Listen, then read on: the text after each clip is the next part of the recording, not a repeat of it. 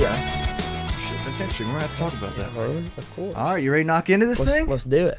All right, everybody, welcome back to the Jameson on the Rocks podcast. Today I have with me Mr. Jake Kinney. Am I saying that right? That's right. Kinney, I like it, man. Glad to have you in here, buddy. How you doing? Thank you for having me, Bubba. I'm excited. You earned your own episode. He came in with the Grandville guys, and he was over there. He'd chip in every now and then, but you earned your own episode, dude. I'm glad for it. That's right. Well, thank you for having me, man. Dude, I'm stoked. Yeah, I've personally been excited about this because usually, as I told you, my guests are musicians or bands or solo artists or whatever.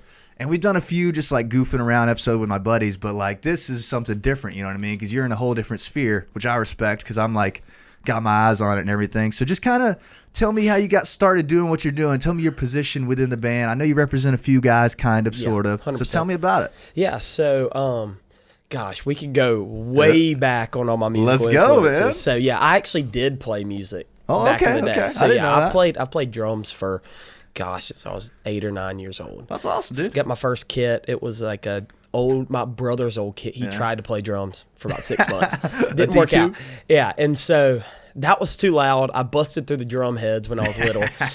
And so I wanted to get back into it. My parents bought me like an electric drum kit whenever I was, I guess, about 8 or 9. Yeah. And then whenever I was about, I guess, 11 or so, I got like a legit Sonar drum kit. Damn, It was okay. Zildjian Customs, like everything. Nice. So it was awesome. And then one of my biggest mentors has taught me. His name's Josh Chappell. He toured with a band called Highway 55 all over. Band ended up breaking up, but he moved back to Albany. Yeah. And he's my biggest mentor. Taught me all throughout. So you wanted to be a drummer. You were like, fucking. Want to be a drummer. So yeah, that's where my musical influence kind of started. My dad was in a band in high school and college, a soul band. My dad's like 65 years old. So back then, it was like that soul band, the Temptations, Motown, all that good stuff. And cool. So he was in a band in college, like 3-piece horn section, two-person background singers, and I think it was like a whole 9-piece band, like full like a big band, full thing, man. Like St. Paul and the Broken Bones. You know they're playing Athens this Friday. Really? St. Paul and the Broken Bones. I didn't know that. Yeah, it's probably going to air after after they play. It'll be close, though. St. Paul and the Broken Bones. You missed it. So yeah, my dad started doing music way about the same time I guess I did. Okay. Whenever he was my age, and so he ended up figuring out the rock star lifestyle wasn't for him. Settled down, and he became a doctor, and now he owns like two little doctor's offices around South Georgia. But then my sister got into music. She actually moved to Nashville out of college, kind of tried to figure out what she wanted to do, and then worked for, I think, like an apparel company for about 6 months, realized that is definitely not what she wanted to do. And so she went to Capitol Records and got a receptionist job, dude. And so she worked that job. And the cool thing about a receptionist job is like literally anybody that works through Capitol Records. She's met him? She's met him. Whether it was Keith Urban, the photographer, or the other receptionist. You know what I mean? Like, it was anybody. So she ended up making those connections, and then she worked there for about 2 or 3 years and then moved to Sony. Well, actually, they merged. So Capitol merged with like 4 other record labels. Yeah, this was like, what, 10 years ago? Yeah, about 10 years ago. Yeah. And made Universal. Yeah. And so she worked for Universal for about a year or two, and then ended up going to Sony record label. Okay. And then ended up about 3 years ago going to Spotify, and that's where she is now. Damn, so she's a big dog. She's a big dog, and that I feel like that's where my primary music industry influence came from. I feel like I have it in my blood to have a little bit of actually being able to play. And so so back when like 2014, when I was, I guess, 13 years old, 14 years old, I was going to, I was younger than that. Yeah. I was 11 years old, going to shows, and I'll never forget it. Like one of our artists, Sam Hunt, when she was at Sony. No, that was Universal, when she was at Universal. Yeah. We went to his show at the Ryman, and that's whenever he was on the rise. So like Sam Hunt released like Leave the Night On, his like 5-track EP. Oh yeah. Over the summer, and then of 2014. Then in November, he released Montevallo, his album.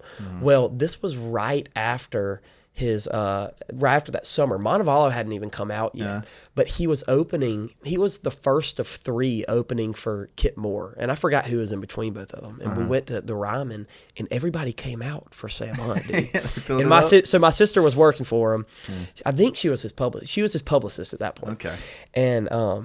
And Sam Hunt's bringing the crowd at the Ryman, being the first of 3.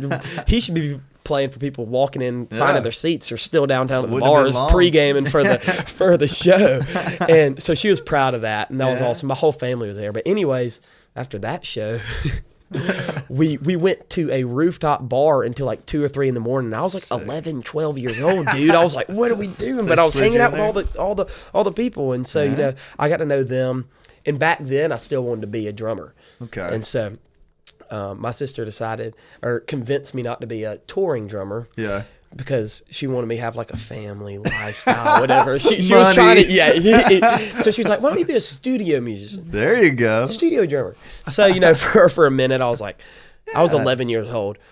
I'll be a studio drummer. I didn't know the difference. And so then she was like, why don't you produce stuff? And so, but smart. Granted, you know, she was surrounded around Sam Hunt, which introduced this whole entire new style of production to country music at that point. Totally. And with Zach Crowell, which is his producer, he also produced my buddy Connor Smith now and writes with him. Anyways, all that type stuff. And she kind of saw where the money was there. Yeah. And so after that, I opened up like a garage band or something. Yeah, I remember. This is what, and I was still 13, 14. This is early, man. This is early, man. And I opened it up, and I was like, I don't think this is what I want to do either. So after that, I just kept on playing music. I played music in church and just around. My mentor Josh was really able to get me all these little smaller gigs around and stuff. So we did that, and then I guess probably about 3 or 4 years ago, a lot of, I guess, Mary Catherine saw that I kind of had the heart for music and that I wanted to be in the business side of music, and so she started. Who's Mary Catherine? Mary Catherine's my sister. Okay, my cool, bad. Cool, my cool, bad. gotcha. Yeah, Mary Catherine, my sister. And nice. So she started setting up meetings for me whenever I was in Nashville in like 2017.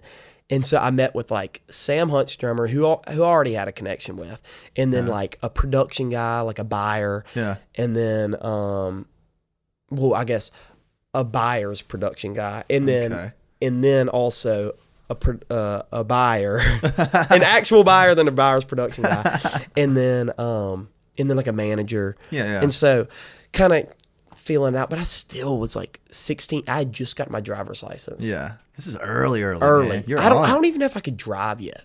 This was like right before I turned 16. I Ubered everywhere. I flew to Nashville, Ubered to my sister's house, and then I would Uber to these meetings because I couldn't drive. Yeah. So I was getting coffee with people and Ubering with the people that had been all up all night since 3 a.m. Ubering people around drunk Nashville. That's crazy. So that's whenever a lot of my Nashville mentors kind of came into play. So one of my biggest ones is Cappy, which he goes by Cappy. His real name's Chris Cappy. Okay. And he's Luke Combs' manager. Oh, wow. And so I guess whenever it really clicked to me that I wanted to manage someone is he took me out, I guess February 2018 or maybe 2019. It was February, I remember, because I was there because Tyler Childers was recording something with Spotify.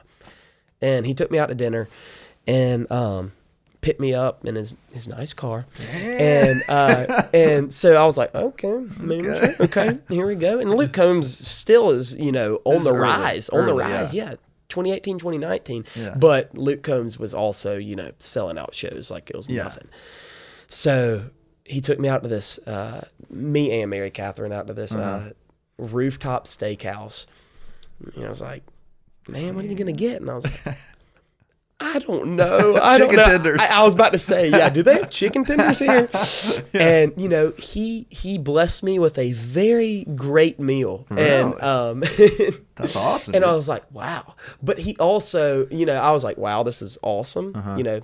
There's potential in this this side of the business. But at the same time, I was trying to figure out what I was wanting to do. So I was asking him questions, and he started explaining he owns a management company, and they probably have about 10 or 12 artists on it. And so I was like, it's not just you. And he's like, Yeah. no, I mean, like, we have this guy, and then I have my assistant, and then we have a day-to-day manager, and then we have a business manager, then we have an accountant, and then we have a tour manager. And I was like, at this point, and like, I can name those off right now, but he explained the entire tree to me, and I was like, whoa, this is insane. Game changer. I thought these people just walked on stage and just played their songs. Yeah. Like, dude. It seems like that from the outside. It literally does. And people don't. And that's the thing with Grandville. Yeah. I manage Grandville for the people that are listening. We probably should have started with that. Yeah, exactly. And like people are like, I mean, what do you do? Yeah, and then you try to explain it to them, and it's like, I can't really explain it, but there's a lot of stuff that goes behind just getting them point A to B and what exactly is going on, you know? I know exactly what you mean. And so it's kind of hard to explain. It's kind of hard to explain. No, I know what you mean. You know what I mean? Because like it's like to the outside, it just seems like you're sending emails. You know what I mean? And you are, but like at the same time, it's like, I don't know, 40% of the work, maybe 50% of the work of a show, maybe more, dude. Exactly. It's a lot. Exactly. And there's just so much stuff that goes on. Yeah. Between day to day. Yeah. And then you get done booking a tour, and then you're right back on. Yeah, you got to get out 3 months out. You know, whenever you're booking a small artist like this, I mean, like I'm management, photographer, blah blah, like, everything. I'm everything. I'm business manager, booking agent, exactly, booking agent, and everything. So, So, anyways. We were in Nashville, and I started to understand exactly kind of what I wanted to do. Well, that's very nice. You had a sister to do that for you. Oh, man. my gosh. That's great. Yes. So great. Yes. And Mary Catherine, I'm so blessed by my musical influences and I guess my music industry influences now. Dude, that's great. And so Mary Catherine set me up there. And so then Mary Catherine wants the best for me, but at the same time, she wants me to understand that Nashville is not a place where she can just place me. She can only get me so far, you know what I mean? Yeah. So she'll send my number to someone or set me up with someone or something like that. But I mean, it's up to me after that. And she's very, she stands by that. Yeah. But she's the best whenever it comes to talking, and she's always up for advice and everything. So I guess that happened about 2 years ago, and I started figuring out what I want to do. So I started, just cold DMing people. Yeah. Just DMing people like, hey man, let's go get coffee. Let's go get coffee. Let's do this. That's smart. And so I started feeling out the industry, making connections, artist connections, production connections, just everything I could. Yeah, okay. And then, so Grandville came to me in April. Okay. April, right before Shower Cap. And you knew them personally already? Yes. So me and everybody in Grandville is surprisingly, they've gone through lineup changes. Okay. But everybody in Grandville is from Albany, Georgia. Yeah, that's crazy. All of our hometown. Yeah. We all went to high school together. But they've gone through probably, I guess, 3 or 4 band members. Yeah. So as you do. Exactly. Yeah. And so they came to me, and that was whenever I was working for a production company for 2 years. Which company was it, if you don't mind me asking? It's called the Levy Studios out of Albany. Studios. Okay, cool. So they do marketing, media, production, a lot of like employee consulting type training, all this stuff. Okay. So they came to me and were like, hey, like whenever you get to Athens, do you want to be my photographer, videographer, or our photographer, videographer? And I was like, well, I mean, that would be great, but I want to manage y'all. And they're like, all right, well, let's do it. So we talked, and I did some photography, videography for them whenever we were at Shower Cap. And I put out something, and then ended up talking this year's Shower Cap? This year's Shower Cap, yeah. So there's a video from that. And, I've seen one where it's like it starts out with somebody jumping over a puddle. I like that one. Is that you? That's it. you? Yep. Traced it back. And I like that one. Exactly. It's very real, you know. Yeah. But at the same time, after that, I wanted to transition out of, the photography, videography phase because that's not what I want to do long term. I'm good at talking to people, you know what I mean? Totally. And sitting down at a computer, I guess that's why I didn't want to do production back in the days, because sitting down on the computer for long hours and stuff, I'm a lively guy. I'm always moving and stuff. I can sense that about you. I like that. Yeah, so I I kind of want to do that. And like the production studio I worked at, no hate to the levy, but like there was like a cave we worked in, no windows and stuff. So I was like, I've done this for 2 years. I'm ready to get out of here. I want to see the sun. I'm ready to see the sun and walk and go get coffee with people. And so, anyways, yeah, so that's when it kind of started. I went on around May. Okay. We started booking them in about May. And May then it's 2019, 2020? 2021. Okay. This Gotcha. May. So only about 6-7 months ago. And then we booked a tour, started promoting them more, and What was that like for you, booking the tour? Because, like, I won't say that you didn't have much booking experience, but you pretty much didn't have any, right? Kind of, sort of? Like, nothing. Booking, yeah, you know what I mean? Yeah. Nothing, dude. Nothing. And How was it? They text me, and they're like, yeah, I mean, like, we'd like to get a fall 2021 tour. Yeah? I'm like, all right, here we go. Here we go. I know some frat guys. Yeah. But, no, going into that, I knew what a talent. Well, actually, at the same time, I learned like 3 weeks ago what the difference between a talent buyer and a promoter were. Yeah. I just figured it out. Talent buyer. I don't even know. Okay, hold on, wait. Talent buyer books the band for the books venue. the band for the venue. And the other guy promotes it. But at the same time, he basically. Don't quote me on this, anybody, but a promoter comes in and basically like rents out the venue, puts everything on the line. That's it. Yeah. So say Grandville was booked at the Georgia Theater, which they already have an in-house staff and everything. They don't. I don't really think they promote stuff that well there. But at the Warehouse, for example, they come in and I mean they pay. The promoter pays everybody. Yeah. And say they did something at the Mercedes-Benz Luke Combs playing the Mercedes-Benz Stadium. I mean, like, you put hundreds of $1,000s on the line there just to... It's the risk. That's the guy that takes the risk. Exactly. That's the guy that takes the risk. But very much of a reward if it works out. Like, but if Luke Combs didn't sell tickets, then, nothing. Promoter would be screwed. So, I knew a promoter, which I thought he was a talent buyer for the longest time, until 3 weeks ago. Whenever I went to a show with him, but his name's Bradley Jordan, and he's from. He actually lives in Athens. Okay, but he owned the Peachtree Tavern in Atlanta, or I guess it's in Atlanta. Yeah, and him and Cappy, Luke's manager. Were extremely good friends back in the day, and he basically set Cappy up with Luke in 2015, 2014, and you know where it was? Luke Combs. Where did his manager find him? Guess where it is? Georgia Theater, maybe? 40 watt. Oh, really? 40 watt, dude. Interesting. Yes, and he said, hey, I'm promoting this show. Why don't you come and listen to this guy? I mean, I know you want to change or whatever.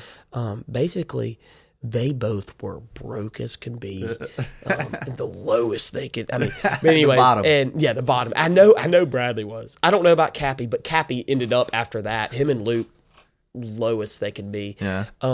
Trying to make it work, trying to make ends meet. And one of the coolest stories Cappy told me was that it was they were sleeping on couches, driving a raggedy car.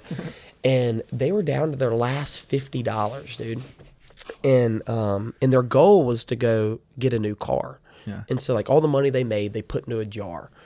And so they were down to their last $50, and Cappy was like, dude, this is their last $50. Like, I've given you everything I can. Yeah. And the next day or next week, they hit, like, a $1,500 show. Let's the next go, week they hit like a $10,000 show. Like it just kept on going up. And those numbers may be wrong, but you get the gist. I mean, it just took off. Break. And they bought like a 2009 Ford Fusion. They thought it was like the best thing known to man. Yeah. And so that's. And at the same time, I was like, that sounds kind of cool. Oddly, that sounds cool. I want to put everything on the line for something. Yeah. That you and believe kind of in. be low. Like I want to put everything on the line. Something I believe in. and hopefully it works. And it's kind of Yeah. like being in the music business side of the industry is honestly like kind of being the musical side of the industry. I mean, like Yeah. when you move to Nashville, like if you're pretty known in Athens right now. I mean, you can play, and you play Paloma Park. Congrats, course. just announced that show. Thank you, awesome. man. And people are going to show out. People are going to know Yeah. who Jameson Tank is. You move to Nashville, dude. Nada. You don't know. No Nobody. one cares who you are. Dude, that's the scary thing about Nashville is everybody's doing it, Like, think about all the Joes that are moving up there to be managers and artists, you know what I mean? That's what Exactly. scares me about it. But Exactly. it's so cool, such a cool place. It's so cool because Yeah. the music community is so much smaller. That Nashville is so just as small as it is big. Okay. How so? And because I didn't, I've heard this so many times, people in Nashville, and I didn't really believe it till I really got connected up there, and everybody somehow is connected to another person. Yeah. Especially in the country music industry, and I kind of see that in you kind of see it in the jam band, Athens type. Same kind of thing. You I know, get what you mean, though. Yeah, people are going to come out and support. People are going to know who Jameson Tank is because he does this and this, and I like the sound of that. And you're going to know, yeah, exactly. and you're going to know, say, Chad Denny, because he's Underground Springhouse's booking agent, and he also booked, say, the Revivalists first. That he didn't book the Revivalists, but he may have booked them for back in the day. And so that's the coolest thing about Nashville to me, is because everybody is there, honestly, to support each other. Yeah. And it will. I mean, beat you down. It'll beat you down, but at the same time, it'll pick you back up when I listened to a podcast yesterday. It says Nashville is a town that owes you exactly nothing, but will give you everything. I went and watched it after I saw you shared it. It was, you watched Big Craig Loud, Loud? right? I don't know the guy's actual name, but he runs the whole. Shout out Just Being Earnest. Just Being Earnest is a great podcast, dude. So great. So amazing. And that same thing that he said, like Nashville's 90% replicators and 10% creators. That's so true. He was saying a bunch of shit that I was like, wow, that makes so much sense. Yeah. And that guy's been there since 85. Yeah, so he just writes songs kind of. I'm sure he's in more stuff, but he's mainly songwriter. Yeah, he's a songwriter. And then I think he owns part of Big Loud. Okay. So I think that's where his connection is there. Yeah, that's the thing about Nashville. Like, I put more attention to it, the like more business savvy I get, I guess. But it's like just crazy. Like, they're all like connected kind of. It'll be like, like Ernest, Morgan Wallen, and Jason Aldean like hanging out and just at a bar, and like their people are there. You know what I'm saying? Like, exactly. It's like network is everything. Exactly. Kind of here too. Connections are. Crazy. That's the connect. Yeah, it's crazy the connections that are in Nashville. Yeah. But also connections are everything whenever it comes to making it there. Yeah. You got to know this person. You got to have a reputation to yourself for yourself. Yeah. But there was that one spot of the podcast. He was like, you just see people every night, and it's like, how is this guy not fucking signed? Like, I want to quit. They're so good. You know what I mean? It's like, that's crazy. It's like, wow. And it's so sad that like there's so many people out there that probably shouldn't be signed. And there's so many people out there that should be signed. It's like an image thing. Yeah, and I watched there's a song by an artist called Haley Witters, and she's a smaller artist. Yeah, I don't know. And she's on the rise and doing pretty well, and she's got some great music. Y'all should check her out. But they call Nashville a 10-year town. Yeah, I believe it. She says, I'm 12 years into a 10-year town. Been waiting tables to make, and it's a whole entire song about how she's been in Nashville for 12 years. And that's great. See, that's another realization I had. It was like when I moved to Athens, I started going to Georgia Theater, seeing people like John Langston, like Riley Green, like I don't know who else, but those are the two main ones I really dug. Yeah. And like it took me a minute to realize it, but like those motherfuckers are like 27. Like when I first started seeing them or something like that, it was like, okay, these guys have been grinding for fucking 8 years. It's not like they're just coming out. I was just hearing of them. You know what I mean? Yeah, exactly. So it's like, wow, just crazy. And do they have a record deal then? And I guess if you're playing Georgia Theater, you probably have a record deal if you're in Nashville. Yeah. But do you have a record deal then? Do you have this? People grind, man, for a while. And like, say Walker Hayes, that Fancy Like song. Oh, yeah. That guy's like 40, 45 years old, and he's just now taken off over the past 5 or 6 years. Oh, I forgot he's an older guy. Yeah. He has a family of 6 or 7, dude. He's been doing it. And I'm like, man, like that's crazy. But that's what a lot of people don't realize about Nashville is that everybody from the outside is like, oh, yeah, Jameson's going to chase his dreams and going to go make it in Nashville. And a lot of people don't realize that it takes so long. I mean, you have to be there and like building connections and connecting people. And it takes a while to do that and build a reputation. I mean, my sister has been there for 12 years now. And for like 2 years, 3 years, she was at the bottom of the totem pole. I mean, she was a receptionist at Capitol Records. And then, now she's working at Spotify. Like now she's working at Spotify. And so, it's Nashville. It's interesting.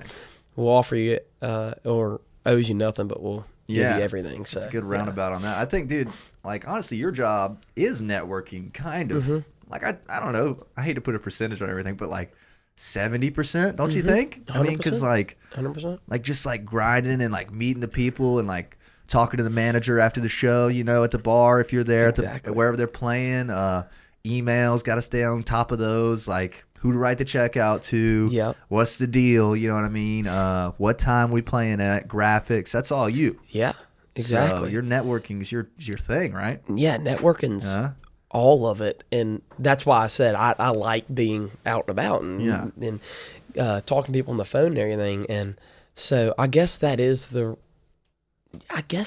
gist of it. Yeah. And the thing is, if your band doesn't provide, then it's on me. Like, yeah. It's on me. And I guess I could talk about this right now. I hope this guy ain't gonna listen to this podcast. But I mean, this guy gave us. We had a gig on Thursday or Friday, and this guy came up to us, and we were selling shirts, selling merch, and it's $25 a shirt. And he's like, "I'll buy 4 shirts." And I was like, "Well, all right." And I had hired a merch guy out, and the guy was like, "Yeah, this guy wants this," and I was like, "Sir, what do you want?" I mean, all right. So here we are dealing with one person right here. Yeah. And I was like, "I got $100 bill," and I was like, "All right, do you want 4 shirts?" He's like, "Yeah, we'll take 4 shirts, but listen, you have to play Tightrope by Stevie Ray Vaughan." I was like, deal breaker. I was like, okay, cool. And so he gets 4 shirts at $100 or $25 a piece, $100.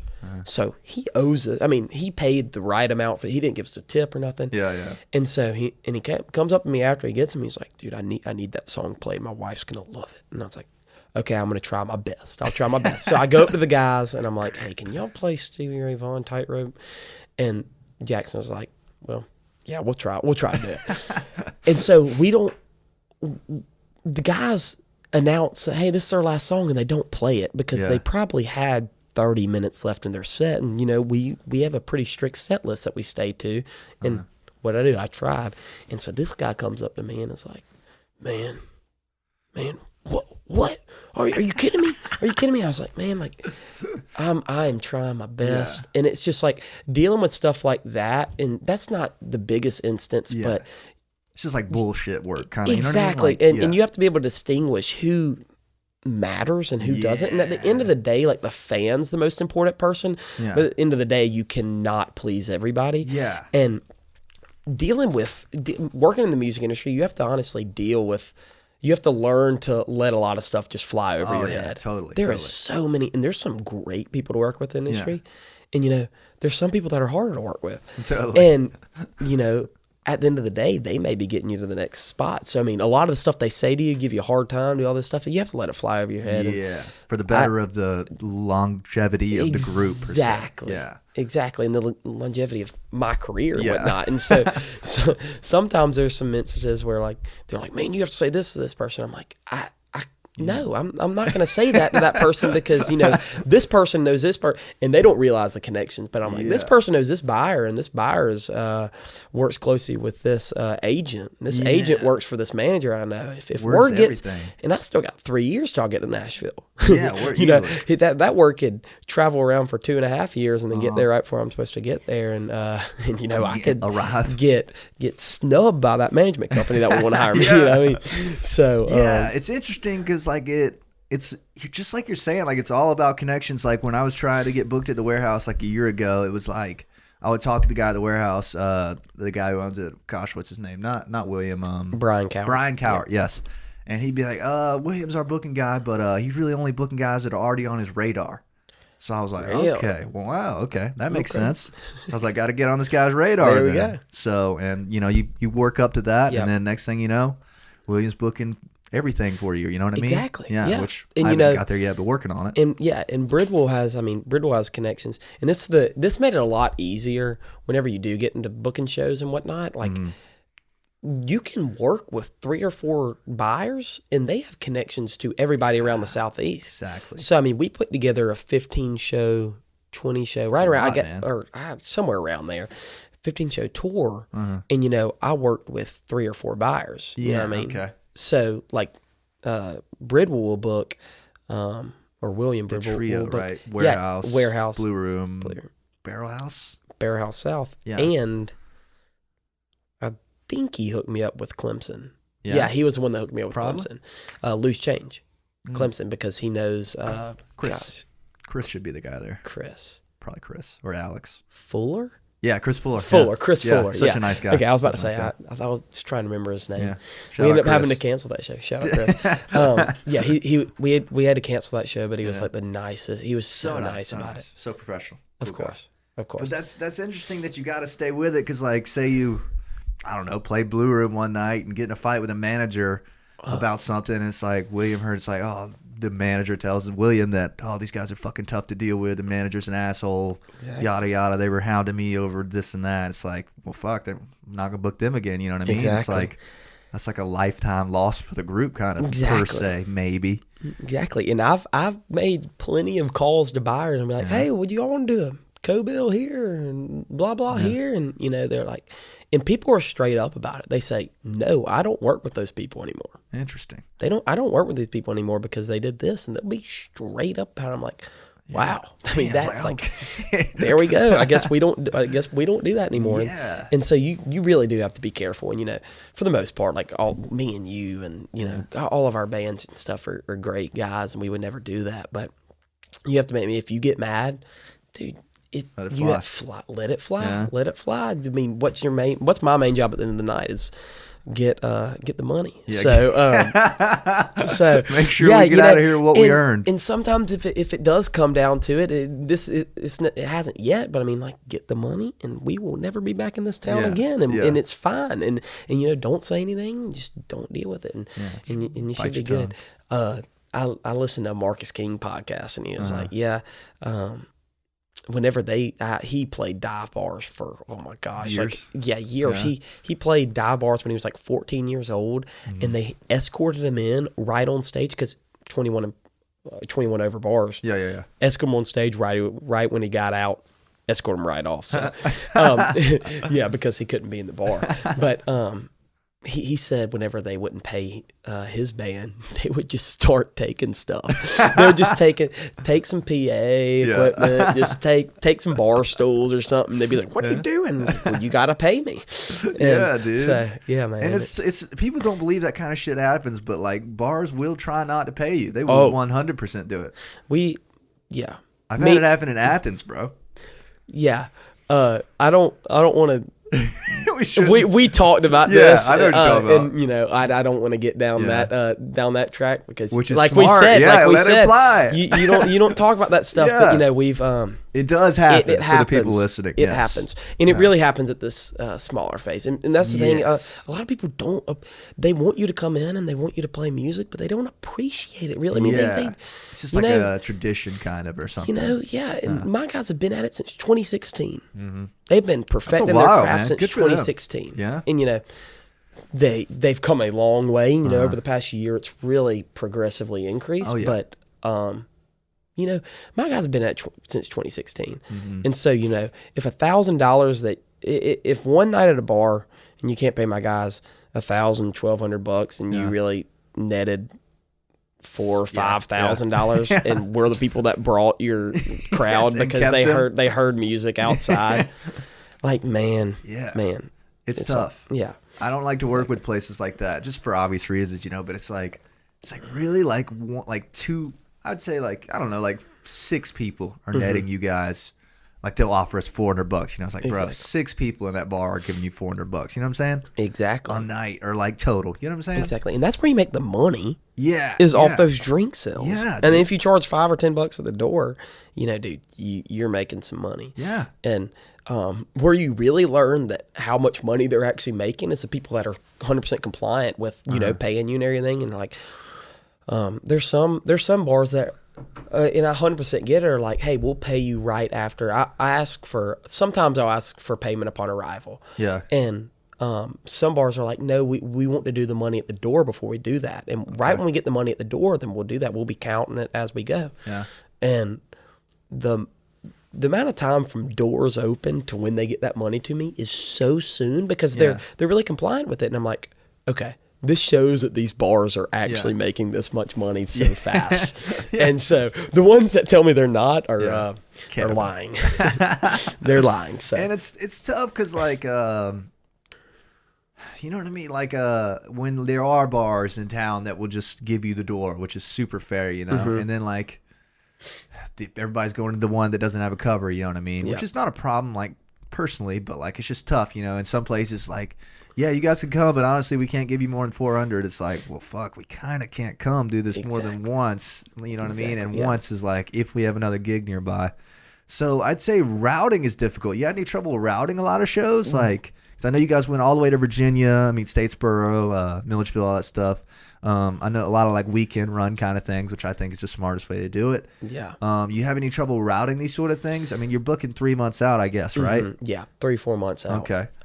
Yeah, routing is tough. Very. I don't think this fall we got into too far of shows apart to where routing really made sense to really hyper focus on. Yeah. But whenever it came to like the Virginia stuff, and it was like, man, like tapping into Virginia would be awesome. So sick. Like, I don't want to give this up, and so routing really didn't make much sense then. But for example, Brid will say booking Statesboro, he'll also book Savannah also. Yeah, that's so nice. So Statesboro and Savannah, we stay with a friend at a friend's house in Statesboro and drive over to Savannah. It's an hour drive back that night, and so you're fine there. But I didn't get into much routing. What I did honestly was book a ton of public shows in like September, October, and then November was like almost all like frat shows. On the like just off the cusp kind of stuff, or like booked 3 months out? Dude, these frats were booking a while out. Yeah, really? Yeah, man. They're we had between fraternity and public shows, dude. We were completely booked, I guess, September and October, and that was because they booked a while out. I don't really know why. Yeah. They went ahead and if you tell people you're getting your books full almost, and they'll get on it. See, that's a good tip, because like honestly, I've had the like complete opposite experience. It's been like, hey, can you guys play Friday? Almost every time at fraternities. Almost every time. Yeah. And then the next time they book us far out because they saw we could do kind of stuff. But most of them been like last minute Hail Marys, like we need a band on Friday. And really? So that's interesting that you're getting them a good ways out. Good for you guys. Good for you guys. Yeah. So you can go and kind of budget out what we do like to do is when you're speaking about routing is that I would book, so say Statesboro on Friday, we would book like a Southern Social gig. On Saturday or Thursday? We would book that on Friday. Okay. So we would play Southern Social on Friday, then I would contact all the fraternities in Statesboro and be like, hey, we'll be in town that weekend, so let's book on Saturday, and one would usually bite. Yeah. One or two would usually bite, and then you kind of get negotiations. So that's kind of the name of the game, right? It's like show the people that you're trying to book with that you have gigs. Even better if they're nearby, to give them a reason or an incentive, like, oh, we can help this guy out, because everybody wants to help you out, you know? Yeah, it's like, hey, we're going to be in town playing Tuscaloosa on Friday night. We would love to play your bar as well on Saturday. We'd love to play your fraternity. Isn't that kind of is that kind of how you do it? Yeah, that's exactly how I do it. Yeah? I'll make it work, and, we can give you a little bit of a deal because we'll already be in town. We don't have to budget in that traveling expense and whatnot. Very nice, very nice. Kind of doing that, and that'll make the weekend. I mean, obviously, bars don't pay as much as frats. So, yeah, never. What you do is you make that weekend worthwhile, Yeah, with the one frat show. Yeah, exactly. So when you were booking the tour, did you book fraternities first, or was it just all at once? Because I know a lot of people try to, like, they call it money gigs or whatever, which is just a slang, I guess. But like, you know, you have your money gig and then you book your bars around them. It was all at the same time. It was like me, mass email. Yeah. Yeah. Dude, I made like email templates and sent them to like the weirdest places. I had no idea. I had no idea. But the thing was, I hadn't even set foot in college yet. Yeah. I'm 18 years old, still in, like, finishing up high school, graduating, and emailing all these bars. That's crazy, like, man. And the thing is, whenever you do get into, I guess, college, you're able to feel out what bars and whatnot. Like, I know the 3 or 4 bars in Auburn, and then the 2 bars in Statesboro, and which ones to play, and which ones have music, and what fraternities to play, and which I know. That's great. I know a lot of stuff about, like, fraternity budgets for the rest of the year that I should not know. But I know the fraternity budgets and stuff. Networking. So we're back to the start. Exactly. You know what I mean? Exactly. That's interesting, dude. That's so fascinating to me, because I know how much of a craft it is. Because, like, you're like, my problem, not problem that I'm having right now, but like what I'm trying to work around is like, all right, I want to book these bar gigs that I can get, but like I don't want to be booked up every weekend and then fraternities be hollering at me like, yo, can you play Saturday? Exactly. You know what I mean? It's like, fuck, we're going to Tuscaloosa for $700. You know what I mean? It's like we're getting railed. But dude, like, you know, I can't leave them open either and just hope, you know? You know what I'm saying? So, anything to say about that kind of? Not really. Not really. Yeah. It hurt. I've had a lot of gigs that have hurt. That, I mean, those that's kind of how we met. Ones that, you said something in a group me about a frat gig, right? You were like, yeah, does anybody need one this afternoon? I was like, fuck, I want to do it. I know. I did. And that was because Ashton had the flu. Our bass player had the flu. Okay. And gosh, we had to give up. We ended up doing an acoustic set at that one with just James Jackson. They told me about that. Yeah. But yeah, there's been some, dude, that I had to turn down. I was like, well, we're playing a bar. But that's tough. Yeah. But anyways, what interests me is that a lot of people, like, we're so involved in the frat, jam band, small bar market, but a lot of people in Nashville country music really doesn't exist in a frat market that much at all. Is there a frat market in Nashville? Well, I'm talking about, just mean in general. So in general. Say I was a country artist, it would be hard to get booked in Athens. You know what I mean? Totally. So it's pretty tough trying to figure out. Like my buddy Connor Smith, he played the Warehouse on Friday. Good for him. And I'd actually heard of him before I met you via TikTok. Awesome. So I'm on TikTok promoting the shit out of that song. Dude, that's another thing I didn't tell you. Me and him did TikTok on, I guess, throughout the first half of this year. Yeah. Like a campaign kind of. Yeah, so this is the deal with Connor. Connor is born and raised in Nashville. Okay. Me and him have been buddies. Connor has the coolest story. He's born and raised in Nashville, was in Montana, filmed a video of him covering Cop Car by Keith Urban. Keith Urban, yeah. But Sam Hunt and Zach Crowell, wrote it. His new producer, wrote it and produced it. Okay. Well, I guess whenever they put it out for Sam, Zach produced it. Anyways, he tagged both of them. And Zach said he's gotten tagged in like so many of these things, and he just decided to look at this kid's, and ended up working out. He got set up with his manager now. That's sick. It just started taking off. He got signed to a record deal in 2019. He released that video in 2017. Okay. So right around the time he got signed to a record deal, me and him got coffee.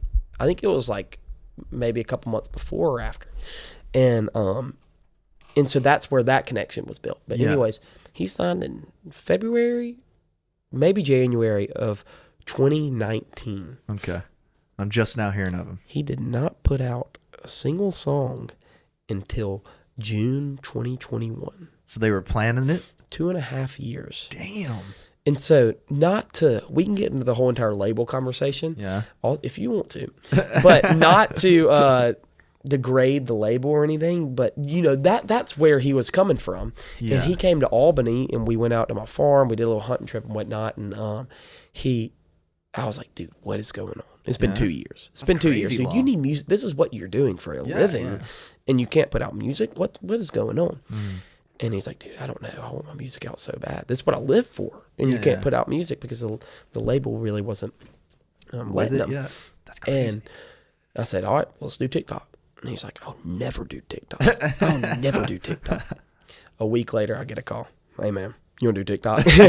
And I'm like, and he murdered it on TikTok, man. Oh my, he killed it. Yeah, with I Hate Alabama, dude, Yeah, it was that insane. Whatever the video plan for that one was, I remember seeing those and thinking, "Fuck, that's probably gonna be a pretty big song." So good. His brother does all his video content. Really? So he's a brother that is like a producer, director, editor in Nashville. Yeah. And so Connor has the hookup when it came to that. So me and him started doing TikTok content and started getting more and more and more and figuring out the algorithms. And we made a fan group on GroupMe. GroupMe, and we got over 500 people in there. Damn, that's sick. Would give them unreleased stuff. Would get them like tickets to shows, give away those giveaways, kind of stuff. Give away a signed guitar, all this stuff. But this was still before I Hate Alabama and all this stuff. Then he told me he was releasing I Hate Alabama. And dude, the Lord's timing is perfect because he released I Hate Alabama on Friday and they lost on Saturday to Texas A&M. I was there in Tuscaloosa that weekend. You were in Tuscaloosa? We were in Tuscaloosa playing. Everybody got pissed when they lost and they left the bar. My God. I would have too. Oh my gosh. Tough dude. set, man. Tough set. Oh my gosh. While Connor was absolutely like just on exuberant. cloud 9. I bet, That's amazing. man. So yeah. It's honestly a pretty ballsy song, like just to say I hate a state in general, you know what I mean? Oh like, my gosh. And it's going so well for him, and man. he showed me that song in July. And, you know, he had his Hunter Phelps wrote that song, and he had Hunter Phelps on the demo. And Connor actually didn't write that song. That's one of his only songs that I think he'll put out for the next few years that he didn't write. Connor's a great writer. I saw he had a few other singles before it. I've never checked that deep into him, though. He has 5 songs out completely now, and 4 of them are all the ones he's written. And, dude, great writer. Some of his deep cuts, insane. But anyways, Hunter Phelps was on the song, and I was like, man, you know, I kind of like that song, but I don't know. I mean, it's saying I hate a state. And, you know, I didn't get the whole entire Braves hat on my head because it looks like the Alabama A. And I was like, I don't get this. And, you know, and so I was like, I just don't know about that. Every other one, dude, all those deep cuts, dude, let's put them out. But I didn't know about I Hate Alabama. And he told me he was putting it out, and I was like, all right. Okay. Let's just see what happens. And so, you know, this happened. It happened, man. What's he got now? 300,000 monthly listeners, something like that. I think so. I mean, last time I listened to him a few weeks ago, it was something like that. But it's such a great idea for a song. It is ballsy though, because it's like a fan base could hate you for it, kind of. But I really don't think they do. Like they probably accepted it. I think they think it's a cool thing. You know what I mean? Yeah. Yeah, and it's like got the whole storyline. It's got the whole specific kind of country thing going on. Yeah, it's a great song, honestly. And you'd be surprised the Alabama people kind of like lights a fire under them, dude. Yeah, like, it's kind of like it's kind of like cool. You know what I mean? It's cool, and they kind of like if someone said I hate Georgia. I mean, like I'd be like what? Don't drop that shit. Exactly. So, but every Saturday of every college football season forever, that song will get played. You know what I mean? Exactly, and all the Auburn people were all over. I mean, they're playing at the bars and stuff, and they play it. I mean, people just and we'll be playing it on repeat this weekend because we're playing Alabama. This will probably air after that, but I'm hoping we're SEC champs by the time. I hope so, man. After this, I got faith. I got faith too. Yeah, man. And you know, so that's where that takes off. But at the same time, Connor is an artist, and that's what you got to be careful whenever you are managing artists, like their reputation and who they want to be remembered by. Like at the end of the day, Connor doesn't want to be. And I know he would say the same exact thing. He doesn't want to be remembered as the I Hate Alabama guy. Totally. He wants to be remembered as that, like, you know, songwriter kind of thing. Yeah, the songwriter. Like Trey Lewis at the end of the day doesn't want to be remembered as the Dick Down in Dallas guy. You know what I mean? He you know, as an artist, you always Connor has so much better stuff, and this is working for him right now. And you know, once his album comes out, I think it's gonna 100% take off. Huge. And I love seeing his other songs are getting radio play, like on the highway on XM radio. So it's great. But I think this is like Lord's timing is amazing. He would say the same exact thing. It's amazing, and he's a Tennessee fan, so so it doesn't really. He's not really a big competitor. Love you, Connor, but y'all really aren't that big competitors in the college. I guess in the past couple years, in the 90s, sports market. Oh, they'll be back, man. They'll be back. Man. Yeah. So, but that's awesome, dude. Well, fuck, that's a great little look into that kind of story because I don't know that much about him, but you're kind of filling me in. And it's amazing how quick country artists, like, they have that big hit, like Dick Down in Dallas, like I Hate Alabama, like Hurricane for Luke Combs. Like country fans blow artists up quicker, I personally think.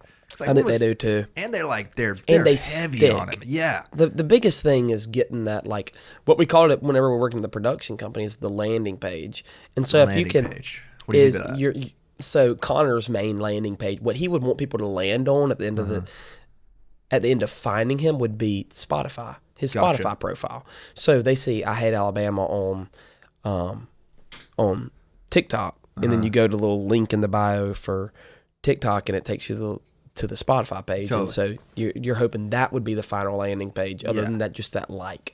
So, Luke with Hurricane. Luke started out on Vine and Facebook and all that good stuff way back. And Luke busted it, man. Luke busted it. Good for him. And so, he blew up faster than anybody, it seems like. Just exactly.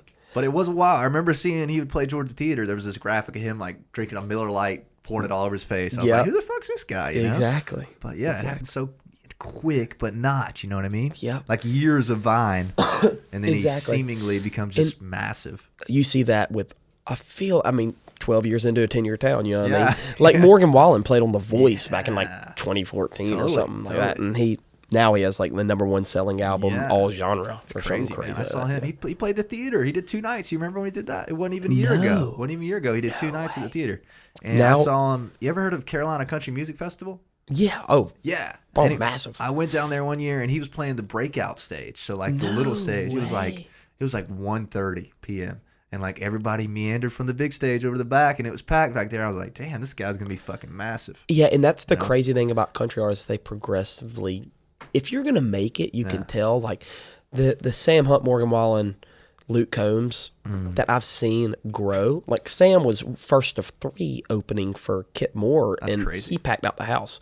Luke Combs played Mercedes-Benz Stadium with Eric Church. He was second of 3. It was Brothers Osborne, Luke, and then Eric Church, and that was in 2020. Yeah, 2019, December 2019, or like January 2020, and Luke brought the crowd, and there was probably about a fourth to about half of the crowd left for Eric Church, dude. And whenever you get to that point as an artist, it's like, wow. It's like Entertainer of the Year is like waiting on you there, but you have to like continue. Almost like Connor, like I feel like he has a good shot of Artist of the Year. I mean, not Artist of the Year, New Artist of the Year. Breakout artist, right? Yeah, or Breakout, or same thing. New Artist, yeah. And it's like he could put out one of those deep cuts. I mean, you have really good music, and you're getting this following, I Hate Alabama and everything, and it's almost sitting there waiting on you. But technically, you have to put out an album, and you have to go you have to be second of 3 opening on a arena tour, and you know what I mean, rounds. And so like consistency kind of wins. Is that what you're saying? Consistency and just Nashville being so cookie cutter. That's my least favorite part about Nashville. It's like the kind of doors on it and stuff. And that's what Craig Wiseman said, is like Nashville is 90% replicators and 10% creators. Yeah. It's very rare that you hear something like, that's not fair to say. I'm sure it's out there, but like sound wise, like breaking through this like entirely new, you know what I mean? Like that formula's there. And you know, I'll get hell for this till the day I die, but that's why I love Sam Hunt so much. Yeah. It's because he was the person to come in. No one had released any type of music like him. He had the whole like pop thing going on. He had the whole entire like pop thing. Country. And gosh, kudos to him. Yeah, he was early. I do not, like, at the end of the day, I do not care about if something's country music or not country music. Don't give a shit. It's I a good song. do not care if it's a good song, if it's a good artist. If I like his music, I like his music. And if he wants to be classified. Now, if you were to start classifying Drake as country music, it's going to be a completely different thing. Yeah. But like, at the end of the day, that's just a pointless argument. If you're too stupid to argue that, if you think you're smart enough to argue that, then you are stupid. Yeah. You are stupid. You just don't know enough about the genre. Or I mean, because when Garth Brooks started playing, he was, he might as well have been streaking across the stage of the AMAs, because no one had ever seen that before. Yeah. And when Johnny Cash... That ain't country. Yeah. That's one thing I don't like about the country thing is...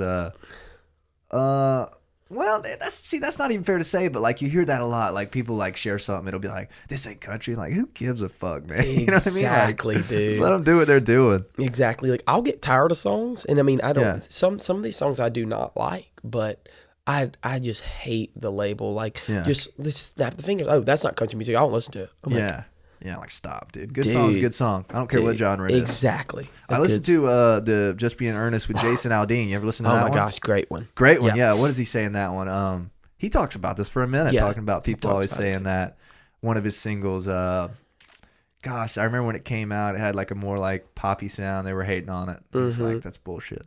Yeah, I'm right. That's a good song. You know exactly. What I mean? So the one with Bobby Bones also. Yeah, I've seen a little bit of that one. That one's so interesting. And Bobby talks about that, and he says anything musically, and you could honestly extend this to any type of creative entertainment type market, but anything musically that stays stagnant dies. Yeah. If people keep on producing the same exact music, and that's what you got into with the 2010, I guess 2014, it was like a dead period of music. Oh yeah. There's nothing really coming out that was really exciting. Yeah, really exciting and whatnot. Sam Hunt comes in there and boom. Then Jason Aldean's more pop stuff. Yeah. Then Luke Bryan pop. And these are entertainers of the years that are coming out with pop stuff. And so it's got to change, and it's changed throughout history. And I just don't think people are really. They're too stupid to realize that it's changing throughout history. And hell, dude, I love me some Texas country. Oh, yeah. I love me some Turnpike Troubadours who's coming back. They're coming back. I don't know much about them, but I hear they're coming back. Oh, my God. How did the Texas country thing happen? Like, it's like just out of nowhere. Maybe I just wasn't super aware of them, but like it crossed over from like Tyler Childers being like an underground artist to like sorority girls listening to him. You know what I'm course. saying? How did that happen? And it's crazy to think that that can happen now. Because back in the day, if you wanted to listen to an artist, they had to have been signed to a label. Yeah, you know what I mean? They didn't make it. They didn't make it. Unless it was like us that had personal connections. We could get your CD or whatever. Our CD. You didn't make it. And the only way to get on a label was walking up and putting your CD in the mailbox and playing your ass off and hoping they liked it. But so that's the great thing about social media and marketing and everything now is that people can listen to different types of music, and that's why you see, Childers is still based out, I think, Kentucky or wherever he's from, and Riley Green stays down in Alabama a good bit. Cody Johnson stays in Texas, and they're able to do this type of stuff and still make it from these places and have great following. So I think that's the main reason why these artists, once streaming came about and marketing, people can stream anybody they want to. Yeah. So I think that's one of the biggest. I'm trying to think of what's the name of there's this really big country page on Instagram it's like Rowdy Boots or something. You know what it is? It's either Raised Rowdy or I follow Raised Rowdy. It might be that one. It's not them. It's there's another one, but they post like it'll be like a graphic, be like, if you ain't listening to Tyler Childers, what are you doing? It's like, damn, these motherfuckers are in like control of what's popular. You know Whiskey what I mean? Riff. That's it. Whiskey Riff. I follow Whiskey Riff. Love me some Whiskey Yes, Riff. dude. And it's like, damn, these guys are like, they keep pumping that content. I wonder if that's a deal with labels kind of thing that they have worked out maybe to like push certain songs and stuff. I don't know. I think people have they have so much passion behind those Texas artists that it's real. It's like they own them, and these are the small artists not getting played on the radio, so they're going to surround around them, and which is great. That's what those artists need. And I'm glad they have all those fans, and they're selling out shows, so they have everybody behind it. But I think there's a part of everybody that's like, oh yeah, I'm behind this artist. Screw Sam Hunt to the world. And I'm like, dude, stop. You can like that other music. You're not your granddad that only listens to Waylon Jennings anymore. Yeah, dude, I'll never forget. You like Co Wetzel? I like some Co Wetzel. What's Co Wetzel? Co Wetzel came and played the theater, and I wasn't that early on him, but like it was like the first record was out, and that was it. And I think there was probably like 200-300 people there to see him. It was like literally only a year and a half or 2 years ago, and like 200 or 300 isn't a lot. That's what for I'm everybody. Saying. Like very empty theater. Yeah. For a national touring act coming in, not a lot. I've got videos. I need to send them to you because I think it's cool. And he just sat out there. He's like, man, I can't believe any of y'all have even heard of us. You know what I mean? And then literally a year later, like he could do 4 nights in there if he wanted, probably. Oh my gosh, easily. TikTok, social media. Yeah, people surround around ours, and people. I'm telling you, people just love the fact that they're able to associate with an artist like that they know that is really never going to get that radio play that they deserve. Yeah, but does that make it better? I think it kind of a little bit does. Maybe. I mean, yeah. And I don't even think these artists even want radio play. Yeah, it's not the big fish anymore. I mean, I guess like if you're trying to win Entertainer of the Year, it is. Yeah, but like exactly. success wise, like you can be very successful and never get a fucking radio play ever. You know what I mean? And these are the type of people that stay like us the rest of their life. You know what I mean?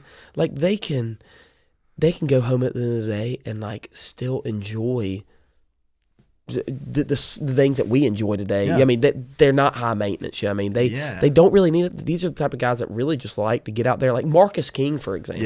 Marcus King can be marketed in so many different type of markets, but like he loves to play. Go look at his tour. He plays 6 out of 7 days of the week, and it does not matter. Like he canceled a Bridgestone Arena tour in Nashville whenever I was there.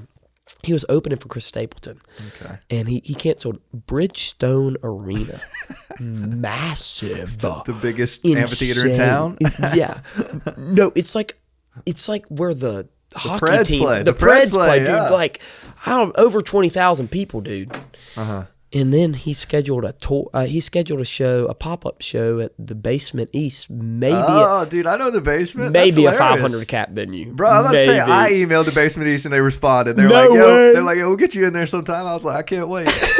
That's tiny, bro. I love that, wild, dude. Bro. And he just played the Basement East instead? Yes, and I could have spit on him. And at Bridgestone Arena, I couldn't have thrown a football to him. Yeah. That's crazy, man. Yeah. So, these artists just like the tour, and those they like are the to play guys their that music. win. I think, you know what I mean. Like deep down, like if you're like just like the guys who fucking love to play, like Riley Green, and like those guys that play in 4 shows a week or whatever, and like they could be so successful, like selling out the theater, I don't know, 3 nights straight, or selling out whatever amphitheater in the town, 2,000 cap, like that's pretty fucking successful, and you'll never hear them on the radio, ever. Exactly. Who listens to radio? I don't listen to radio anymore. Do you? I don't listen to radio unless it's trying to find Connor's song. But it is a big deal. Though, it's I'm a sure. big deal. Yeah. It's like still like no one listens to radio, but it's still one of those checkpoints. Like if I heard my song on the radio, it'd be sick. And it's like we'll be the country radio station here loves Connor Smith. Really? What is the country radio station here? 106.1. 106.1. And I think they have a 101.5. Yeah. And they play Connor's song all the time. So that was the first time I heard it was in Athens. I ran out to my car. You should go to Connor's socials, and he posted a video of me. I was like, Connor's on the radio. And it's actually on his feed, which I'm surprised he posted it. But and it's me freaking out. But anyways, they kept on playing on the radio, and then I heard it on another radio station. And I was kind of used to this when we were all the friends in my car, and I was like, wow, like that's kind of, I mean, we didn't choose to put on that song.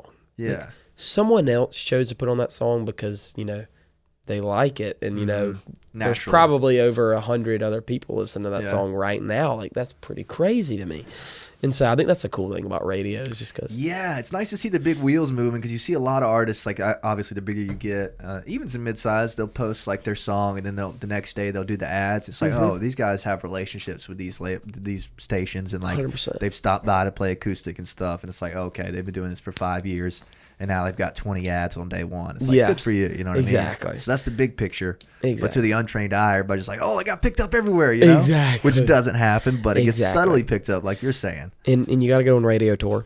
Yeah, totally. Connor's been doing radio tour. Really? It's it seems love to do that. Gruesome. Yeah. But, it's just I think he enjoys it. He gets such a positive mindset whenever it comes to it. He Connor really loves playing shows like Marcus King. He doesn't care about the money. I was like, I'll ask him what his deal is for a night. He's like, I don't know. I don't care. I just want to play music. Good for him, man. Okay, I guess. You'd love to hear that. Living.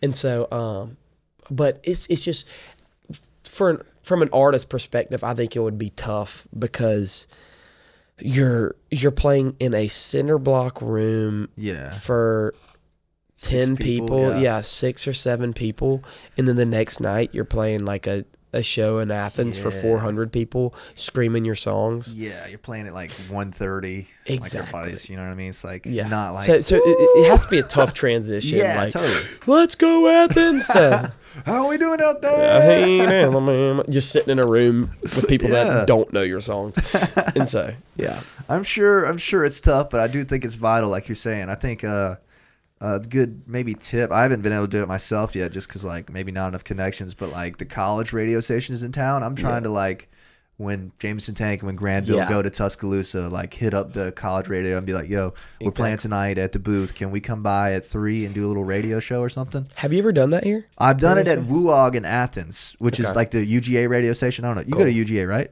I'm at UNG. Oh, word. I did that too. Transferred in. Yeah. That's the way to do it, man. Dude. You'll save a shit ton of money and your GPA will be higher. That's the way to do it. Did you do 2 years? I did 2 years, yeah. Okay.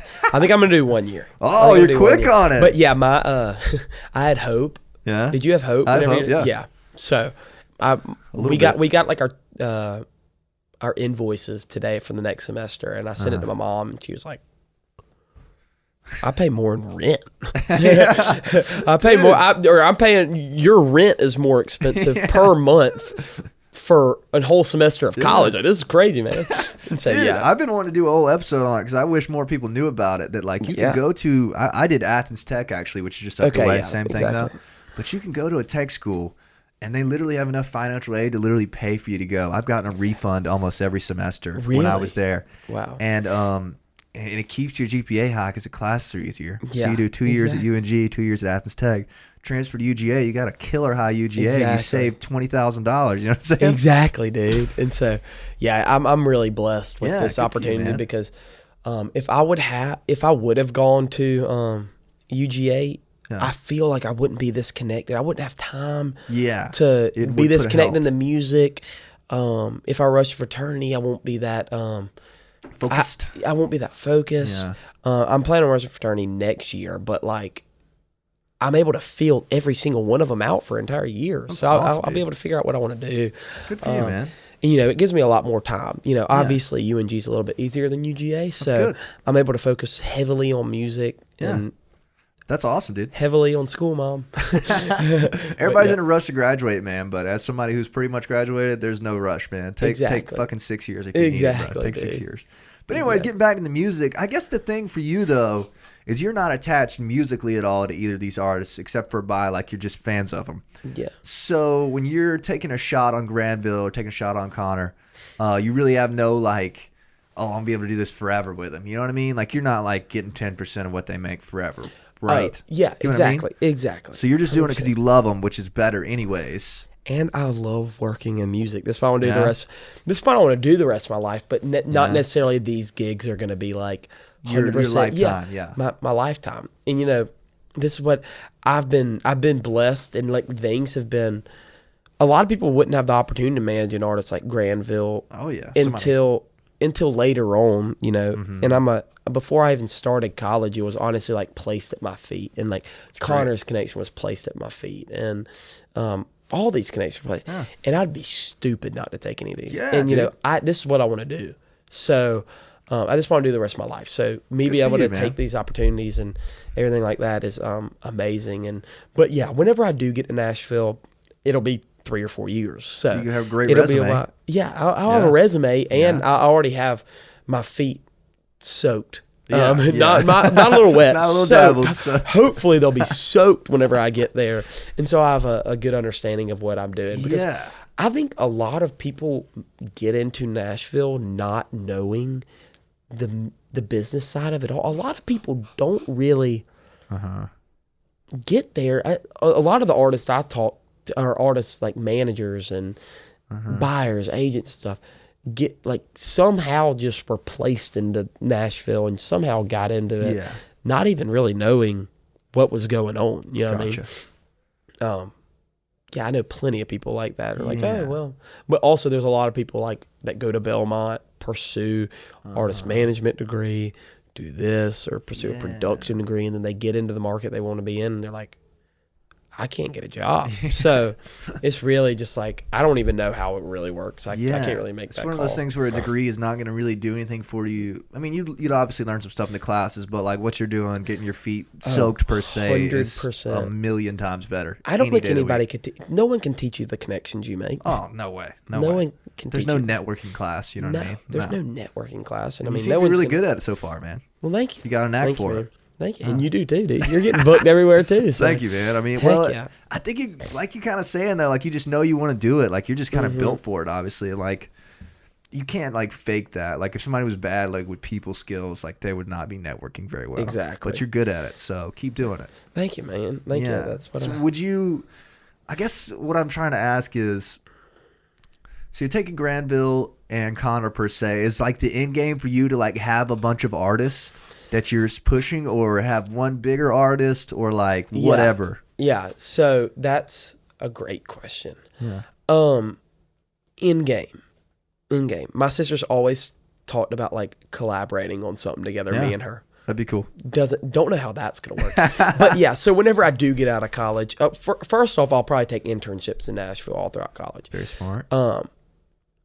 Second, whenever I do get to Nashville, I think I'll probably start working for an artist management company. Gotcha. So I probably won't take a full-fledged artist right out the gate. You know, I still have to artist management. Cappy would tell you this, and he's like a promoter. He's taking a risk. You know what I mean? Yeah. He's hiring employees, and you know that's more of a safe option for me.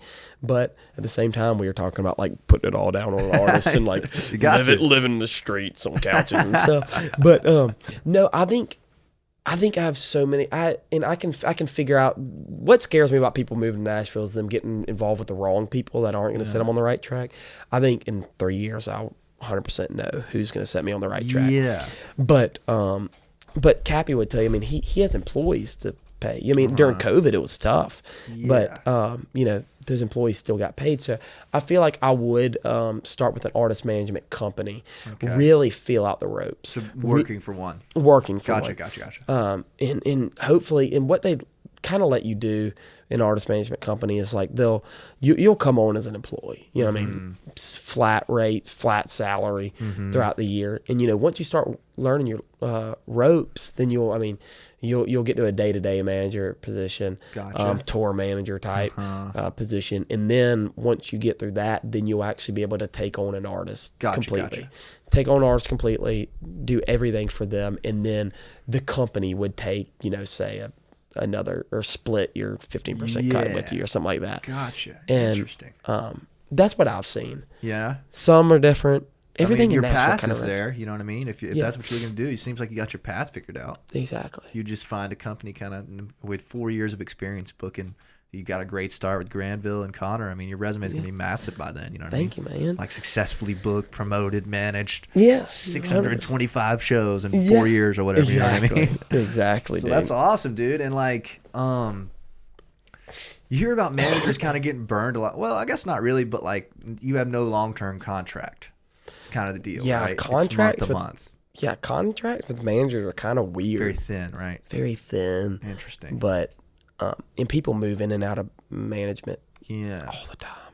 But you also have like sunset clauses. So like if you, I don't know if it's month to month, but I think it may be like yearly. Like you have a year or two that you sign on to a contract, and then you have like sunset clauses. Do you know what sunset? Fade you out. Yeah, fade you out. Learned so about like that music business. I took music business at University of Georgia. Are you going to do this? I think I'm going to do it. I don't know quite yet. 100% should do it. Okay. No doubt. That's what everybody tells me. So I think I'm going to do it. 100%. It's so great. They have artist management class. I mean, not that you need that stuff because you're already doing it, but it'll get you network. Oh, yeah, 100%. And there's always more to be learned. Yeah, I'm never going to know. Totally. Everything. 100%. If you did music business, by the end of it, you'd be managing like fucking 6 bands.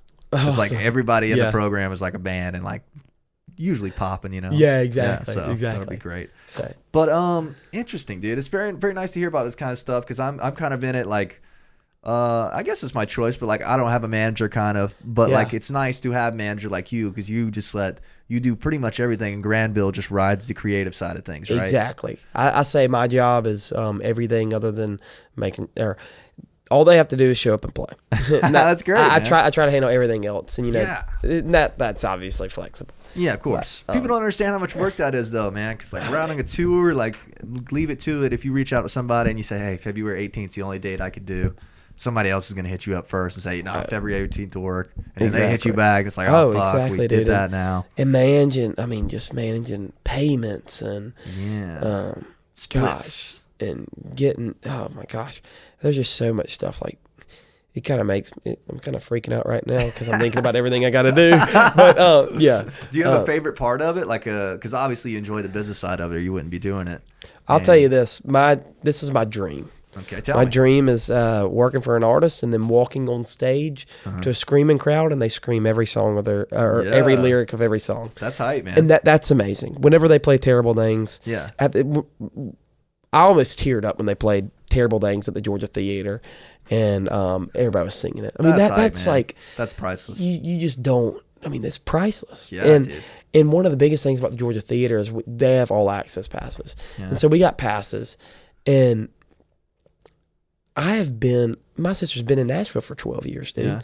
I've had 10, 11 years of me being given passes. I've gotten so many passes from my sister, just backstage at amphitheaters, big shows like that. And that was the first pass I've ever earned. You know what I mean? Yeah, I've ever really gotten. I put it on. I was like, wow, this is crazy. And so can't buy that shit, man. You can't buy the crowd singing it back either. Oh my God, you can't buy that. Marketing money, don't buy that. That's real. It's not. Heck no. That's what it's about, man. Legacy kind of stuff. You know what I mean? Like at the end of the day, you will have built something. Of course. At the end of the day, you know what I mean? Of course. Because like, there's a lot of like other careers per se. I'd say most of them. Maybe this isn't a fair take, but like, you know, like say you were a dentist or something. Like you did the dentist thing, and at the end of the day, like you die and you're gone or whatever. You didn't like build something. Do you get what I mean? Of course. Not hating on dentists, but you get what I mean? Yeah. We love you, dentists. Yeah, dentists are great, but do you get what I'm saying? Like you're actually trying to build something from nothing. The framework is there, but you have to go after it. And that's why that's why I work in the music industry until the day I die, because there's so much risk there, and there's so much like unknown. And, you know, I can't imagine graduating college and just working a job that I know that I'm going to wake up and go to every day. Like, I don't know how my dad does it. Yeah. He's been cracking backs for like 40 years now, it feels like. He's a chiropractor. Awesome, man. So he's a chiropractor. And so I can't see how it's just for some people, and it's not. You're wired different. No, I'm not. I'm wired. I just can't imagine doing it. Yeah, man. Well, dude, honestly, how old are you? Are you 19? Yeah, I'm 19. 19? Yeah. Dude, honestly, the fact that you have your head on this straight and, like, you know that you're going to be in the music industry is fucking your years. Well, thank you, man. I told Jackson the same thing. Like, you guys are fucking years in front of most people. Like, most people are graduating college thinking, hey, maybe I want to do this music thing. You know what I mean? Like, And I will say, that is why I love Athens, Georgia to death. Yeah. Because everybody's passionate. Everybody has a work ethic here. Everybody has a drive here for something. And there's Athens is like a little mini Nashville. Yeah, dude. It really is. It is. It's like a little mini Nashville. I mean, connections and buyers and all the bands and everything. But at the same time, like, everybody in Athens has this drive for something. You can get into a conversation at a bar with someone, and be like, hey, what's your major? And they'll tell you, I mean, it's international studies with a minor in this and a emphasis in this. And you're like, what do you want to do? I mean, say a marketing major. I was talking to one the other day, and it's like, what do you want to do with that? And they're like, well, I plan to come out of college with a minor in this. So if this doesn't work out, my marketing major, then this will work out. And then I'll have an emphasis on this. And I want to be a marketing director of a Fortune 500 one day, and blah, blah. And it's like, these are my friends. You know what I mean? Awesome, yeah. These are my friends that I usually don't have these type of conversations with, but if you want to, you can. Everybody, we have a good time on the weekends, but Monday morning, it's time to go, and people are ready to work. You know what I mean? Yeah. People really don't come here to dick around, I think. Like, everybody here, there's something in the air. There's like, everybody knows what they're kind of trying to do in some way. You know what I'm saying? Exactly. Which is exactly what you're saying, which is awesome. Like, I can't count the number of conversations I've had with Boar's Head with people who just like, oh, yeah, I want to start a horse company that fucking training horses. You know what I mean? Exactly. It's like, okay, good for you, man. You know what I mean? And then you can walk over and someone wants to be a finance manager of a big company or something. It's crazy, man. And people know what they want to do. And that's the thing I don't think it'll ever change, because everybody in Athens is just so driven. Yeah. by what they want to do. It's not like this everywhere, man. It's what's wild. Oh, it's my not gosh. at all like this everywhere. I don't want to degrade any college towns, but dude, I've been to some college towns and it's like, what do you want to do? And there are seniors there, and it's like, oh, I'm here for the beer and the girls, and I'm like, oh my gosh, dude. And especially when you start touring, because you've toured with the band a little bit. Yeah. You go to these towns, and it's like, you guys don't have a scene here? Like, you don't have like, it's just like 3 bands playing, or it's like, oh yeah, you guys don't have a central place? Like, no, there's no sort of network. It's just like, that's it, really? Exactly. It's like, damn, that's crazy. Like, yeah. Are you talking towns. about like the band scene in that town? Oh, in that situation, yeah. It's like there's no sort of centralized, like in Athens, you have the rounds and like every band knows one another. Exactly. It's like, you guys don't have bands? In Athens, Georgia, there is live music every night at all these bars. Like Nashville. That's what makes me think of Nashville. And yeah, I mean, like we played Auburn for Auburn, Georgia weekend. And Auburn actually has a lot of great music coming out, like the Stews and the Plains Band. Yeah, all those guys are great. But we played there, and we didn't really put 2 and 2 together, but it was the Future Birds in Granville playing. We were like, we're playing y'all's biggest event all year, and like, there's 2 Athens bands playing, and you're playing Georgia tomorrow.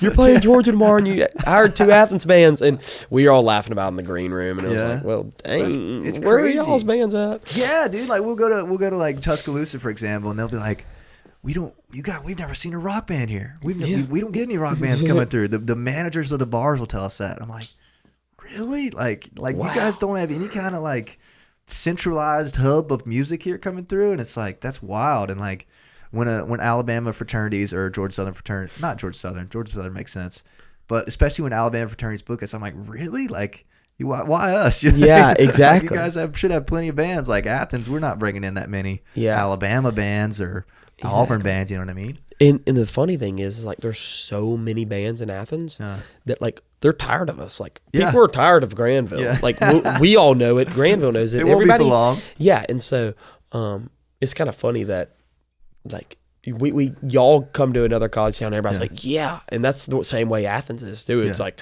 another band comes in, like the Stews will come in, and everybody's like, it's like awesome, and like we go to Auburn per se. Everybody's like, yeah, and so the frat market also is crazy. Learning that type thing. I mean, like, just people are all the college kids here are blessed with great frat market. Oh, I mean, you don't have that stupid wristband thing and security that you have to deal with and having to deal with the guest list and stuff. But at the same time, the talent that comes through here to frat markets is insane. The budgets are huge. It's amazing they can afford them. It's great. I mean, one fraternity put on a almost near $100,000 show earlier this year, and I'm like, oh my gosh, that was a one-day show, dude. And I'm like, whoa, like y'all are crazy. And like, that doesn't happen. People live, the guy putting it on, I was like, dude, people live to put on stuff like you just put on. Like, that's their main salary every year. You know what I mean? Like, and he's just a social chair? Yeah, he's just a social chair crazy, and like organizer of the event. You know, you just dropped $100,000 on something on these artists coming in, and 1,000 people coming out. I remember it was when I first moved to Athens. I don't remember how I would see it, but fraternities used to like post their party schedule, and it'd be like fucking. I swear it'd be like fucking. It'd be John Langston, and then the next week it'd be Migos, and then it'd be Waka Flocka, and then it'd be Corey Smith. Like 4 weeks straight. I was like, how the fuck can they afford this? You know what I mean? How are you doing it? I mean, it's insane. It's crazy, dude. But then you'll go down to like Georgia Southern and like talk to them about their budgets, and they're like, oh, we don't have that much left in the rest of the semester, and it'll be like September, and you're like, wow, like that's crazy. That's a lot different. But, and then college kids, this is why Athens is awesome when it comes to music. Is like college kids put on like Jam for Cam, like massive. An event that sold 11,000 tickets 2 years ago. Wow. 11 or 12,000. How many did they do this year? They had a cap on 7,500, so I think they did 7,500. Still a fucking ton. You know what I mean? People live their life to put on an event. Like, I mean, people live. That's like for the end game. That's like the end game, man. To put on something like that, and see that people work festivals for the rest of their life like that. And these are frat guys really not involved in music much, but they want to hear music. I mean, they want to put it on, and do it for a good cause, and then they drop over $100,000, but make a lot more after like they did like $30 tickets. So word, yeah. All goes to donations or whatever. Yeah, That's one cool. of like their fraternity brothers died a couple years back, sadly. But interesting. I think it's a good thing because it's been a big deal. Like I remember Springhouse did it one year. I guess course. that was the 11,000 year. Of course, and that was just crazy. I think the fraternity scene is really good for bands like Grandville, Jameson, like dude. Well, everybody, dude. Yeah, there's not a band in Athens that doesn't benefit from it unless they're like actively not trying to play them. Exactly. And like they're fucking some of the funnest shows I've ever played have been fraternity shows. Oh my gosh, because they pay for you, they get down. You know what I mean? They have a good time. Yeah, dude, and people are going to show up, and that's the thing that's why ticketed shows are so hard in Athens, because the market's so saturated. I mean, like we'll play a fraternity show 3 out of 4 weekends in a month, and then you go and you try to sell tickets to a Thursday night show. No one's going to buy tickets. They already saw you. They had the opportunity to see you 3 times in a month, like for free. So no broke college kid's going to pay $10-15 for a ticket. So ticketed events are a little tough here. I guess they're tough everywhere though. In a way, it's really tough in Athens. I think the theater, the shows have been kind of skimpy. Yeah, that's what I hear. Which is so sad. I hate 40 Watt as well, unfortunately, but they'll be back. I think everybody will be back. I think. Again, Athens is the market is so saturated, so it's so tough. I think one of the tricks on the ticketed thing, I guess this is kind of obvious, is like play a place that people already want to be, like the theater. You know what I mean? That helps a ton, as opposed to another venue in town that we've played. You know what I'm saying? Yeah, and you know the 40 Watt and the theater, they have so much history to them. Yeah, so much. People like that always makes it cooler. People like having that history behind them. So that's interesting, man, and it's nice that we're small enough as bands, or I speak for, you know what I mean, us, our sector of the band industry right now is like, we can play 4 frat shows in a month and like, we're going to burn the audience out, but it's like, okay, it doesn't matter. But a band like, I don't know, Future Birds or AFTM even, it's like, okay, well, we've sold out the theater twice and made over $20,000 each night. Yeah. We shouldn't play 4 frat shows because it'll hurt our next theater show. Exactly. You get what I'm saying? Exactly. So they only get to play in town once every 4 months, and we're getting to play fucking 4 in 1 month. Yeah. Albeit less money. Not that matters, but we get to play more right now, which is nice. Exactly. And it's fun. It's fun kind of staying around. Yeah, it is. I like the frat shows. Frat shows are great, and they're great publicity because, I mean, if say we went to Oxford right now and we played a bar show, a flat rate bar show at not the biggest, say a mediocre bar, maybe 150, 200 people may come out. Yeah. Now, if we go on a game day weekend and play a frat show with a rented out stage, production, sound, lighting, whatever, a few thousand people. Yeah. They come out. And they ask who you are, and you put a little sign up, and dude, and you get paid more. Yeah, I mean, a lot more. Is there even a question there for us? I mean, like, so if Connor comes in town, we actually talked about putting him on a frat show. When he came in town last weekend, he played the Warehouse Friday and then frat show Saturday, and it's like, or we were going to try to get him on a frat show Saturday, and it was like country music artist coming in, and he was like, well, if the payment's right, I started asking about it, and I was like, dude, would you want to do it? I think I could put you on like a cool show. And he's like, well, I mean, I guess. Like, he didn't really even know what was going on because that's really never, that doesn't really happen with those. Country artists. So it's pretty interesting. That's interesting. There really doesn't seem to be a country scene here, unfortunately. Kind of. I would love it. Yeah. I'm going to flip it around in 4 years. Let's do it. Get it done, man. Get it done. I think you could do it. There used to be that guy he's pretty popular now. Jordan Rowe?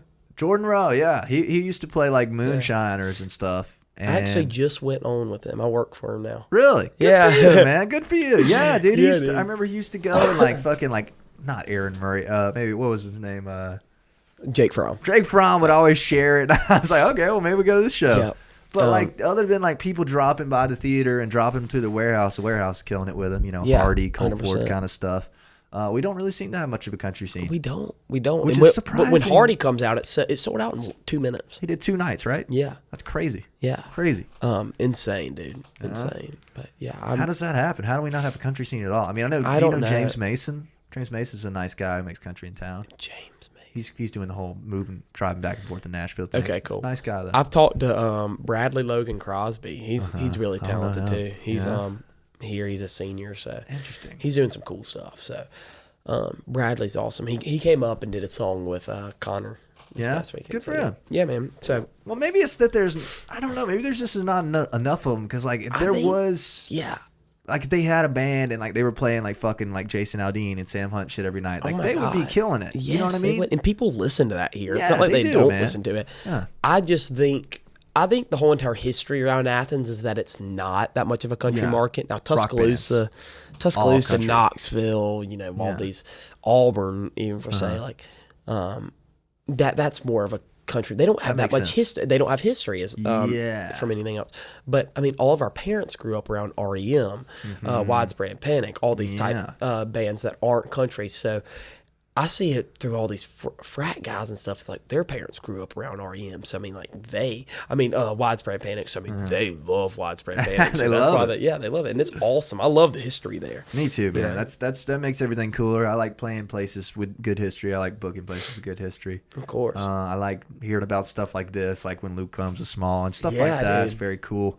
The process is great. You seem to enjoy the process too. Oh, the process is awesome. I'd love to see you fucking turn the country scene up and down. That'd be interesting. Dude, that would be so much fun. You can do it, man. I want to do it. Have you thought about like maybe like being like, all right, well, I mean, Grandville doesn't take up 100% of your time, does it? Like, could you pick up some other artists? Have you thought about it? So that's what I'm kind of doing with like Jordan right now. I can talk about this now, but I just picked up like a social media consulting job. So TikTok, like me and Connor did. Yeah. And we're going to do that for a little bit and see how that goes. So I'm starting to pick up other things.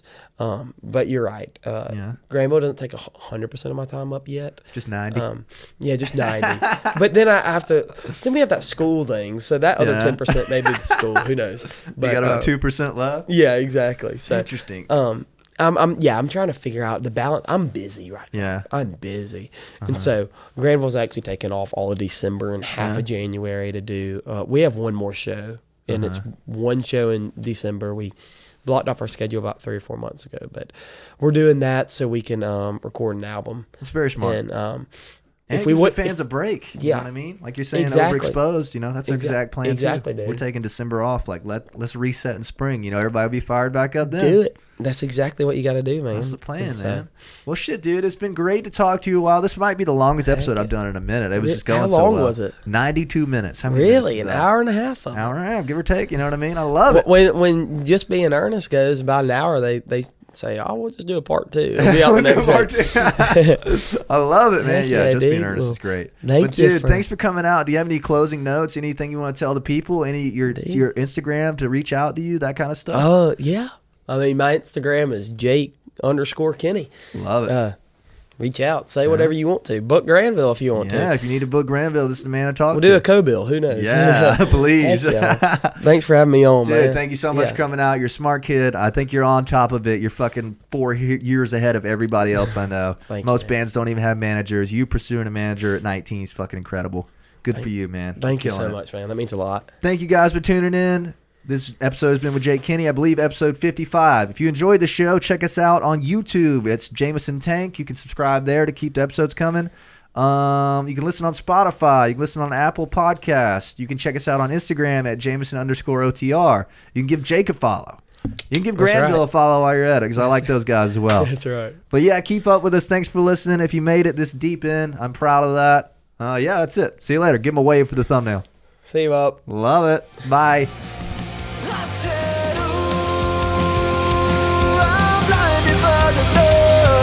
And I can't sleep until I feel yours.